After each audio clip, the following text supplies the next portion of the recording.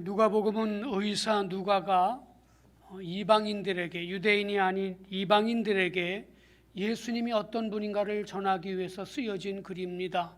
그래서 특별하게 이방인들은 그 유대교적 전통이 없기 때문에 그런 성경 이야기를 해서는 잘 알아듣지 못하니까 예수님의 인간적인 면, 그 속에서 얼마나 섬기고 사랑하고 겸손하게 이 땅에 살다가 십자가를 지셨는가를 가르쳐주고 있는 성경이 누가복음입니다. 누가는 이제 바울과 동역했던 사람이고요. 그리고 바울의 고난에 함께 동참했던 사람으로서 그는 특별히 누가라는 사람이 유대인인지 아니면 헬라 문명에 살고 있던 이방인인지 정확하지는 않습니다. 그러나 이방인의 문법으로 예수님을 모르는 사람들에게 이 말씀을 증거해 주고 있습니다. 오늘 말씀을 이렇게 들어보면서 그냥 마리아에게 하나님께서 내가 아들을 낳을 것이다, 구주를 낳을 것이다, 그래서 마리아가 그렇게 그 만삭에 이제 베들레헴에 가서 예수님을 낳았다, 그렇게만 알고 있는데 오늘 그 내용을 아주 자세하게 설명하고 있습니다. 때로는 저희가 예수님을 믿고 하나님을 믿으면서도 왜 저들은 저렇게 하나님을 섬세하게 경험하고 축복을 받는데 우리는 그렇지 못할까? 나는 그렇게 살지 못할까? 하는 그런 의문이 있습니다. 하나님은 조건 없이 사람을 선택하지만은 하나님께 선택받은 사람들은 조건 없이 주님을 따르고 또 그 삶을 던진 사람들이라는 것을 알게 됩니다. 오늘 이야기를 좀 말씀드릴까요? 마리아에게 와서 가브리엘이라는 천사가, 성경에는 천사의 이름이 2명 등장하는데요, 미가엘과 가브리엘이 등장합니다. 가브리엘이 와서 마리아에게 말합니다. 내가 구주 예수를 잉태하고 이제 이 땅에 구원의 역사를 이룰 것이다. 그러니까 마리아는 나는 결혼하지 않았습니다. 나는 남자를 알지 못합니다. 그런 일은 있을 수 없지 않습니까? 라고 물어봤어요. 그랬을 때에 그가 아직 그것을 다 삶으로 받아들일 수 없기 때문에 경험적으로는 불가능한 일이잖아요. 결혼하지 않은 여자가 또 남자를 가까이 하지 않은 처녀가 어떻게 아이를 낳는가? 그건 상식적인 판단이지요. 그랬을 때에 그 천사가 하는 말이, 지금 사가랴의 그 친척이에요. 사가랴의 아내인 엘리사벳이 나이가 늙어서 아이를 가질 수 없는 그때에 아이를 가지고 있다. 가서 확인해 봐라. 그래서 오늘 이 마리아가 그 얘기를 듣고, 지금 그 수태의 그 얘기를 들었지만 아직 배가 불러온 것도 아니고 10달이 지나야 해산을 할 수 있기 때문에 그것은 그 몸으로 느낄 수 없습니다. 그래서 그가 아마 하나님의 그 성령의 거룩함으로 들었지만은 그가 확인하고 그의 삶을 던지기는 어려웠던 것 같습니다. 그래서 하나님은 간증의 사람을 찾아가라고 말합니다. 그래서 그가, 이 마리아가 즉시 일어나서, 빨리 일어나서, 서둘러 일어나서, 번역 성경을 보면 서둘렀다, 빠르다, 즉시, 뭐 그렇게 여러 가지로 번역을 해놓고 있습니다. 그래서 산골에 갑니다. 여기 지금 우리가 읽은 말씀 39절에 보면 이때에 마리아가 일어나 빨리 산골로 가서 유대 한 동네에 이르렀다 그럽니다. 지금 마리아가 살고 있는 곳은 여기 나사렛입니다. 여기서 하나님의 음성을 들었는데 하나님께서 그가 확신하지 못하니까 그러면 엘리사벳을 찾아가라. 그래서 그가 아무래도 여기까지 온 것 같습니다. 베들레헴까지. 왜냐하면 산골이라고 하는 말이 지금 이스라엘 이쪽이 높은 산맥입니다. 그래서 베들레헴도 예루살렘도 높은 산에 있어요. 그러니까 이 나사렛에서 즉시 일어나서, 서둘러 일어나서 베들레헴이 아닐까. 성경에 그 내용은 나와 있지 않은데 여기를 그 산골이라고 하기 때문에 예루살렘이나 베들레헴 이 언저리에 그는 찾아온 것 같습니다. 거기 찾아갔더니 그의 친족, 이미 알고 있는 사가랴라고 하는 제사장, 제사장 이 사가랴는 이스라엘 그 제사장들은 24개조로 나누어서 일주일씩 가서 성전에서 봉사하거든요. 그 성전에 들어갔다가 하나님을 만나고 너에게 아이가 태어날 것이다. 그러니까 사가랴도 동일한 말을 합니다. 나는 늙은 사람이고 제 아내는 아이를 낳을 수 없습니다. 잘못 찾아오신 것 같습니다. 내가 들은 게 잘못된 것 같습니다. 라고 반문합니다. 그럴 때 이 사가랴 제사장이 하나님이 뭐라고 하십니까? 하나님은 능력이 있으셔서 인간의 경험이나 과학적 태도를 뛰어넘는다. 그리고 성경에는 일주일 동안 말하지 못했다고 했습니다. 얼마나 강력한 임재가 있었는지 그가 말할 수 없었다고 합니다. 여러분, 이런 경험이 있으세요? 성령의 강력한 임재가 오면 바울은 내 영이 안에 있었는지 바깥에 있었는지 모른다고 말했습니다. 셋째 하늘에 갔다 왔다고도 말합니다. 신앙은 신비가 아니지만은 신앙 안에는 신비가 있습니다. 그래서 이 사가랴가 말하지 못했다, 벙어리가 되었다고 성경에 기록해 놓고 있습니다.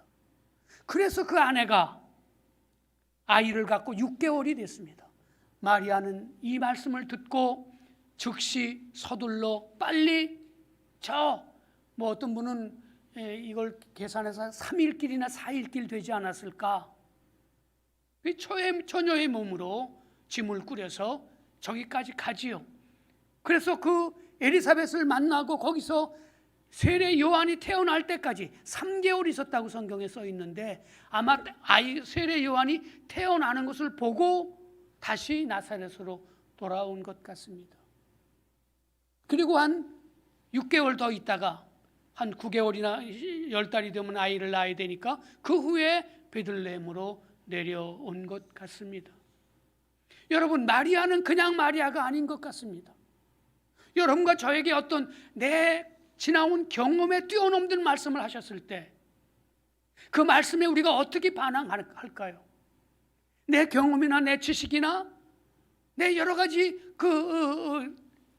지나온 많은 삶의 흔적들을 가지고 그 말씀을 우리가 평가하기가 쉬운데, 그러므로 마리아는 그냥 마리아가 된 것은 아닌 것으로 성경은 우리에게 말씀해 주고 있습니다. 기다리는 사람은 행동합니다. 본래 하고 싶은 말은 서둘러 일어섭니다 라고 하는데 너무 길어서 제가 줄였습니다. 주님을 만나고 주님의 은혜를 덧입고 주의 사랑을 만나기 위해서는 우리가 서둘러야 합니다. 전에 몇 번 말씀드렸지요. 간호사를 하다가 척추결핵에 걸린 어느 자매님이 있었습니다. 우리 성도님들은 들으셨을 겁니다. 어느 날 감사헌금이 올라왔어요. 그 감사헌금 내용이 있었어요. 보니까 하나님이 내 병을 치료해 주실 것을 믿습니다 하고 지금 병원에 있는 자매인데, 그래서 예배가 마치고 재정부한테 헌금을 그냥 수납하지 말고 가져오라고 그래서 그 자매를 불렀습니다. 이 헌금이 어떻게 된 거냐 물었더니 하나님께서 믿음으로 내 몸을 고쳐줄 것을 약속하셨고 그 믿음으로 내가 앞으로 약값을 감사헌금으로 드렸다는 겁니다. 아직 결혼하지 않은 그런 자매이기 때문에 이 척추결핵이 잘못하면 결혼하지 못합니다. 아이를 가질 수 없는 병입니다. 그래서 제가 이렇게 얘기했지요. 성경에는 약을 먹으면서 기도하는 것도 믿음의 한 방편이다. 약 먹고 기도하는 게 믿음이 없는 태도가 아니다. 성경에 많은 이야기들이 있지 않느냐. 그러니까 이 마음을 내가 가지고 함께 기도할 테니까 이 헌금은 가지고 와서 약을 먹으면서 기도하자. 근데 이 자매님이 아닙니다. 하나님이 제 마음에 말씀을 주셨고 제가 그 말씀에 반응했습니다. 저는 하나님께 드리고 믿음으로 낫겠습니다. 더 이상 저는 말릴 수가 없었습니다. 25살밖에 안 된 젊은 처녀인데 그 믿지 않는 가정에서 혼자 나오는데 이 자매가 계속 그 병을 가지고 있으면 직장도 갖지 못하고, 그때부터 저와 또 성도님들과 함께 기도하기 시작했습니다. 하나님, 이 자매에게 하나님께서 약속하신 것처럼 그 약속을 이루어 주시옵소서. 그 자매는 그 믿음대로 그 척추결핵에서 완치가 되고 하나님께 영광을 돌리게 되었습니다. 목사가 그렇게 하지 말라고 하는데도 그는 하나님께 들은 말씀을, 그 하나님의 주신 약속을 붙잡고 일어났던 것이지요. 남들의 이야기를 듣지요. 뭐 암에서 나았다는 등 여러 가지 질병에서 치유를 받았다는 얘기를 많이 듣습니다. 그런데 그 자매가 그 믿음을 받아들이고 그 믿음으로 행동하게 될 때에 제일 급하셨던 것은 아마 예수님이 아닐까 생각을 합니다. 그 자매가 병이 더 깊어지면 주님의 이름이 명예 먹칠을 하게 되고 교회가 어려움을 당하게 되는데 누가 제일 급하셨을까 하는 생각을 갖게 되는 것이지요. 마리아는 그 마음에 예수님을 품고 그 하나님의 약속을 들었으며 가만히 누워서 10달 동안 되는지 안 되는지 보자. 하나님이 하시면 하시겠지 하고 누워서 아무 행동도 하지 않고 10달을 지낼 수도 있었습니다. 그러나 마리아는 가만히 있을 수가 없었습니다. 하나님의 살아계심을 그는 경험해야겠고 확신해야 했고 그 믿음으로 10달을 준비하며 살아가야 했기 때문에 그는 즉시 일어나 빨리 일어나 유대의 한 산골 엘리자벳이 있는 곳으로 가게 되었던 것입니다. 여러분, 기다리는 사람은 행동합니다. 그건 아주 2000년 전에 무슨 예수님을 낳는 그 처녀가 아이를 낳는 그런 특별한 일이 아니라 아주 작은 일들 속에서도 이 말씀은 우리 안에 예수님을 품고 살아가는 성도들의 태도가 될 수 있을 것입니다. 여러분, 당시에는 아시는 것처럼 대중교통수단이 없을 때입니다. 강도들이 굉장히 많았을 때입니다. 이 마리아가 여행한다는 것이 그저 터미널에 가서 표를 하나 사서 부산이나 대전이나 아니면 저 광주에 어디를 가는 그런 문제가 아닙니다. 그런 마음으로 우리가 주님을 기다리게 될 때에 우리들도 간증의 주인공이 될 줄 믿습니다. 또한 처음에 믿을 때 우리는 그런 믿음으로 살았습니다. 하나님이 말씀하면 예, 목숨이라도 내놓겠습니다. 내 모든 것을 내놓겠습니다. 그런 마음으로 살았습니다. 뭐 드릴 게 있을까요? 드릴 게 없어서 마음이 전전긍긍할 때도 있었습니다. 어느 고등학생은 설교를 듣더니 제게 찾아왔습니다. 목사님, 왜? 제가 우리 할아버지가 저금 통장과 현금을 어디 숨겨놨는지 아는데 그거 가져올까요? 그래서 제가 그거 내 거냐? 아니, 할아버지 겁니다. 근데 왜 가져오냐? 제가 드릴 게 없어요. 부모님들은 일본에 가 있었는데 그 할아버지 할머니 밑에서 자라는 손녀딸이었습니다. 아마 설교를 듣다가 나도 나를 하나님께 온전히 나를 헌신해야겠다 생각을 하는데 고등학교 2학년짜리가 무슨 헌신할 게 있습니까? 그래서 할아버지가 몰래 그 장독대 어디다가 그 믿기가 어려우니까 현금이랑 그 저금 통장을 거기다 감춰놓는 모양이에요. 그걸 알았던 모양이에요. 그거 가져올까요? 이렇게 하나님을 처음 만났을 때 우리가 정말 뜨거운 마음으로 또 다른 마리아로서 우리가 예수님을 영접하고 살아왔습니다. 시간이 흐르면서 다 그런 거지 뭐. 그럴 수도 있겠지. 뭐 그 사람은 또 그런 입장이니까 그렇게 믿었겠지. 여러분, 우리가 다니엘 길로의 20일을 하면서 우리가 많은 감격과 도전을 받았습니다. 어떻게 저 사람들에게는 하나님이 저렇게 살아서 역사하실까? 그 얘기를 들으면서 왜 나에게는 하나님께서 이게 선명한 당신의 그 놀라운 그 뜨거운 은혜와 능력을 경험하지 못할까 하는 도전을 받게 되는 것이지요. 그 이유는 오늘 마리아를 통해서 알게 됩니다. 그 마리아가 엘리사벳에게 갔습니다. 갔더니 엘리사벳이 성령의 충만함을 덧입었어요. 그래서 세례 요한이 그 복중에서 막 뛰었던 모양입니다. 그러니까 지금 한 3개월 있으니까 출산을 할 거니까 뭐 한 7개월이나 6개월 됐던 모양이죠. 막 배에서 뛰놀았어요. 그래서 그 상황 속에서 엘리사벳이 이렇게 말합니다. 그가 성령에 충만하여 큰 소리로 말하였다. 너는 여자들 중에 가장 복받는 사람이며 내 태중의 아기도 복받는 분이다. 조카 딸인지 아니면 손녀뻘이 되는지 마리아가 모르겠습니다. 이미 엘리사벳은 나이가 든 중년이 넘어간 그런 여인이었고, 이제 마리아는 뭐 16세에서 18세 정도 되는 아주 그런 처녀였습니다. 그 마리아를 보고 큰 소리로 하나님의 영광을, 하나님의 주신 말씀을 고백하는 장면이 나오게 됩니다. 큰 소리로.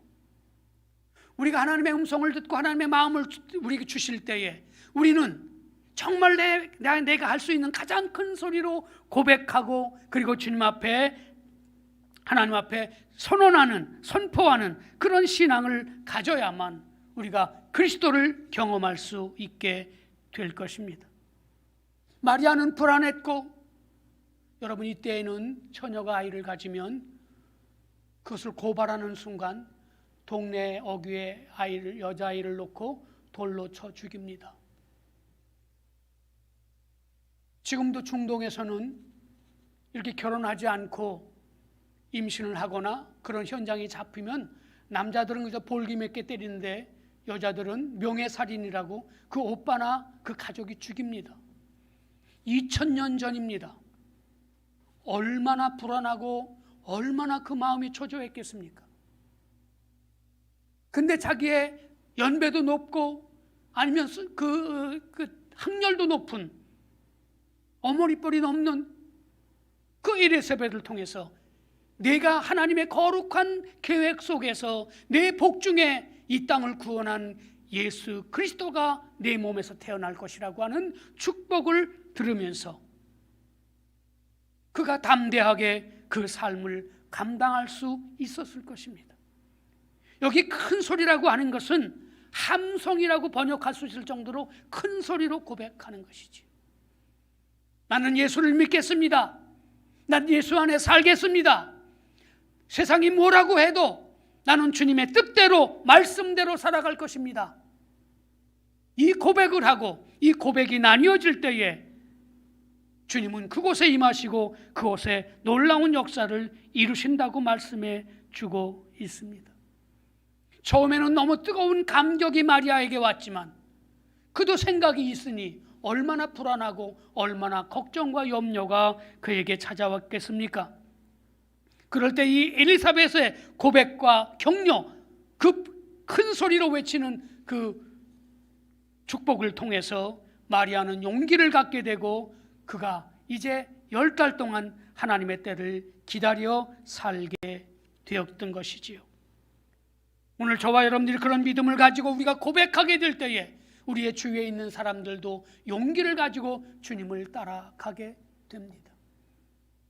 감기나 나을까 해서 교회에 나오는 사람이 아니라 정말 하나님은 살아계시고 지금까지 나에게 그렇게 역사하셨던 것처럼 당신에게도 분명히 역사하실 것이라고 큰 소리로 분명하게 고백하게 될 때에 내가 살고 우리가 살고 교회가 살고 그리고 이 땅이 살아나는 줄 믿습니다. 여러분 가끔가다 우리가 믿음으로 가다 보면 사람들이 말합니다. 어리석게 살지 말라고, 바보같이 살지 말라고. 그럴 때 우리가 주님의 주신 약속의 말씀을 분명하게 외치고 행동으로 뚜벅뚜벅 걸어가게 될 때에 하나님이 함께 하시고 그래서 그들에게 하나님이 살아계심을 증명하게 될 줄 믿습니다. 한 걸음 나아가서 오늘 이 마리아와 이 엘리사벳은 3개월 동안 같이 교제하며 하나님의 역사하심을, 그 구원의 계획을 함께 나누고 말씀을 통해서, 이 제사장의 가정이니까요, 하나님의 그 놀라운 은혜의 말씀을 통해서 그가 믿음으로 준비하고 믿음으로 성장하는 과정을 겪었을 것으로 우리는 말씀을 통해서 알게 됩니다. 여러분, 하나님의 사람들은 교제를 통해서 주님을 더 깊이 알아갑니다. 다니엘 기도회를 통해서 우리가 그런 것을 경험하지 않습니까? 아, 이 시대에도 하나님은 살아계시구나. 저 어려움 속에서도 사람들은 얼마든지 운명을 뛰어넘는 삶을 사는구나. 그 아픔이 오히려 다른 사람을 위로하고 격려하는 그 아주 놀라운 훈련 과정이고 교육 과정이구나. 지난날이 어두웠으니까, 지난날이 아팠으니까 내 앞에 나의 남은 인생도 한없이 어둡고 우울하고 그렇게 살 것이라고 생각하지 않고 운명을 뛰어넘는 이야기를 합니다. 그런 이야기를 들으면서 함께 눈물을 흘리고 함께 기도했던 기억이 있습니다. 오늘 엘리자벳을 찾아가서 함께 교제하면서 그렇게 살아가는 그 마리아를 보면서 여러분과 나는 믿음의 공동체 안에 있는지, 그냥 예배당에 다니는 사람인지 다시 한번 이 줌에 옛날 얘기 말고 지금 한번 생각해 보아야 하는 것입니다. 친교, 교회는 몇 가지 소명이 있지 않아요? 첫째가 예배이고, 두 번째가 양육이고, 세 번째가 교제입니다. 이 코이노니아가 이루어져야 그 신앙이 성장하고 신앙이 더욱 성숙해지는 것입니다. 이 극단적인 개인주의 시대에 내 믿음은 지금 어디에 있는지 생각해보고, 혼자서 그래 하나님의 말씀이 맞아, 하나님이 그렇게 하실 거야, 하나님은 못하실 일이 없어, 뭐든지 하시는 주님이지, 그렇게 말하지 않고 엘리사벳에서 찾아가서 함께 기도하고 찬양하고 그 다가오는 두려움과 그리고 공포를 믿음으로 이겨냈던 마리아의 삶을 바라보면서 내 앞에 찾아오시는 예수님을 만나기 위해서 우리들도 이 깊은 교제의 공동체 속으로 들어가야 할 줄 믿습니다. 여러분, 사회학적으로 이 동질적 집단이라는 말이 있습니다. 호모지니어스라는 말인데, 이게 이제 같은 동질의 사람들이 모여 있으면 거기 공감이 일어나고 치유와 위로를 경험하게 된다는 것이죠. 전에 교도소 선교를 했는데요, 군에 있을 때 상관을 죽이지는 않은 것 같고요, 몰라요, 무기징역을 받았다니까. 그래서 그 사람이 나중에 이제 감형이 돼서 같이 선교를 하는데, 그 사람이랑 교도소 선교를 하면 굉장히 호응이 좋아요. 왜냐면 그 사람이 거기 살던 사람이니까. 큰 버스 회사를 운영하다가 부도가 나서 감옥에 들어간 장로님이 계셨는데, 그분이 제가 매주일 가면 매주일 새로운 죄수들을 데리고 와요. 당신이 잘 나가던 사장이다가 부도가 나서 감옥에 들어가서 거기서 복음을 증거하는데, 그 장로님이 그러시더라고요. 제가 바깥에서 장로로서 그 큰 교회 장로님이셨는데 그렇게 전도를 해도 안 되는데, 여기 내가 깨어진 다음에 이들과 함께 나누니까 그들이 자기를 따라서 예배를 드리러 오더라고요. 이 교제의 힘이 여기에 있습니다. 그렇게 될 때에 이 건강한 교제를 통해서 위로와 치유와 그리고 변화의 강력한 힘이 나타나는 것처럼, 이 시대 속에서도 오늘 마리아처럼 엘리사벳과 3개월 동안 그 공동체 속에서 그가 정말 주님의 어머니로서의 자질을 갖춰갔던 것이 아닌가 생각을 합니다. 여러분, 엘리사벳도 대단하지 않아요? 나이도 어리고 세상적으로 말하는 학렬도 좀 떨어질 터인데, 그 마리아를 주님의 구원의 통로로 인정하고 받아들였다는 사실이 얼마나 놀랍습니까? 네가 뭘 알아? 잘못된 거야. 그렇게 말할 수 있음에도 이 엘리사벳은 이 마리아를 품고 3개월 동안 함께 동고동락하며 교제의 신앙을 가졌다, 그렇게 말해주고 있습니다.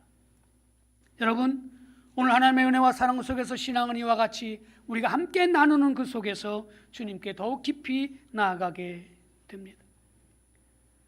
그리고 나아가서 마리아가 이르되 내 영혼이 주를 찬양하며 내 마음이 하나님 내 구주를 기뻐하였으면 그의 여종의 비천함을 돌아보셨습니다. 보라 이제 우러는 만세에 나를 복이 있다 일컬으리로다 하면서 우리가 읽지 않은 성경이라 제가 특별히 써놓았습니다.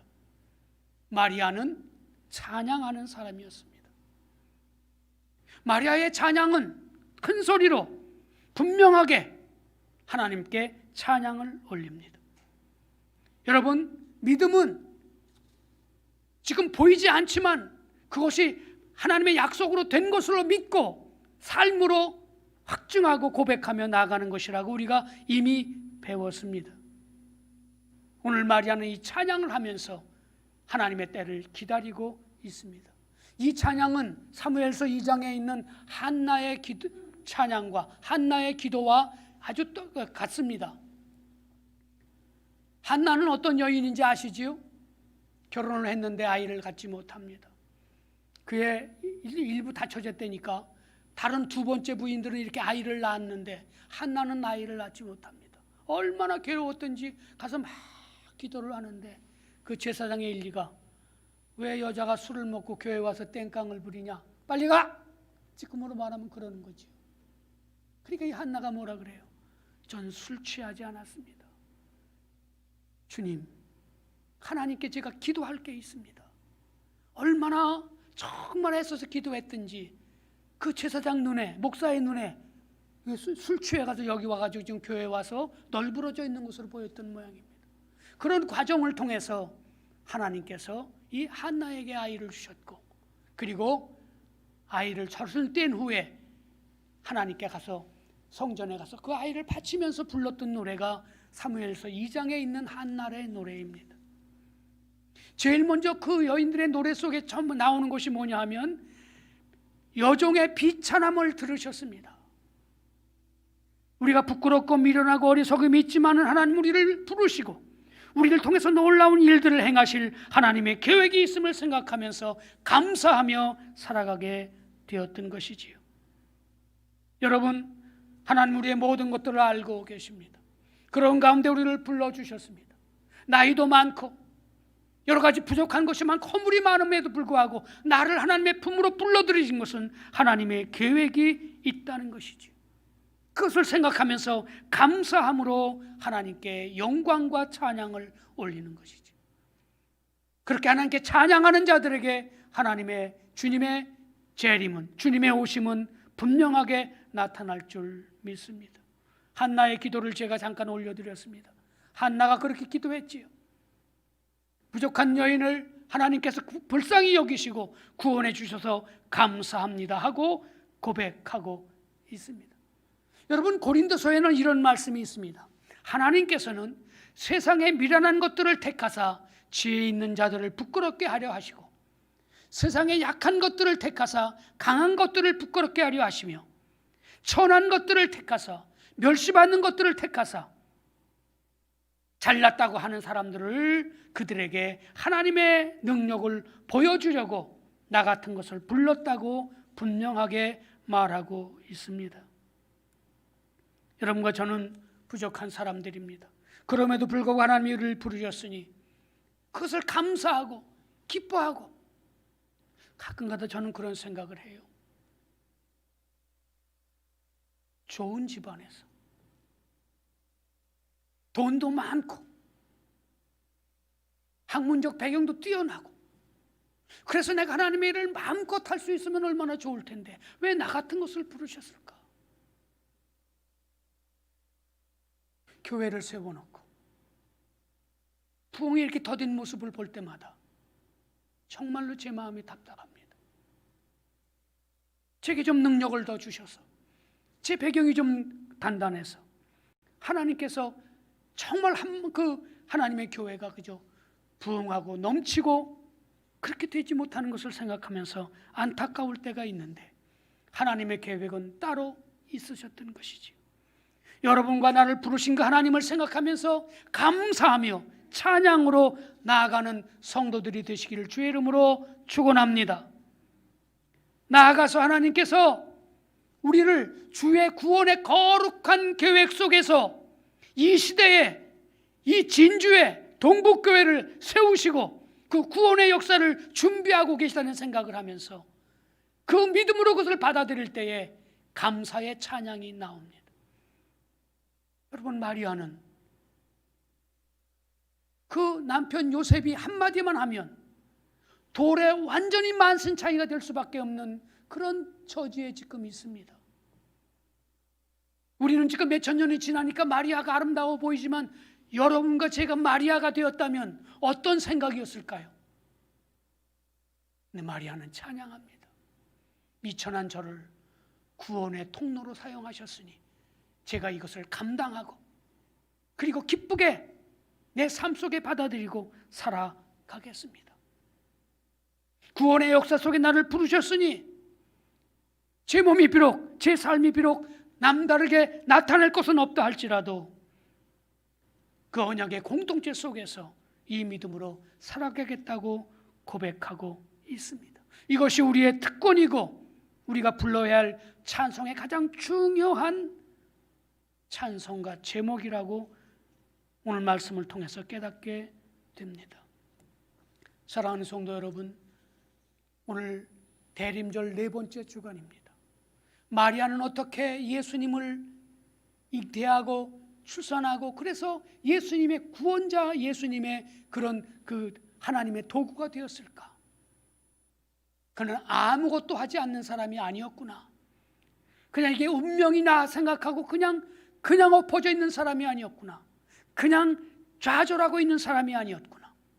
그 음성을 듣고 즉시 짐을 싸서 저 먼 거리를 여행하고 거기에서 3개월 동안 함께 하나님의 때를 기다리고 그리고 무엇보다도 찬양하고 하나님은 나를 통해서 일하실 것이다. 하나님의 역사는 분명히 이루어질 것이다. 이 비록 보잘것없는 몸이지만 하나님이 나를 붙잡아 역사하실 때 이 시대 속에서 정말 삶의 의미를 찾을 수 있음을 깨닫고 노래하는 모습을 보면서 우리들도 대림절을 그렇게 지내시고 앞으로 남은 삶을 그렇게 살아가시는 저와 여러분들이 되시기를 주의 이름으로 간절히 소원합니다. 기도하겠습니다.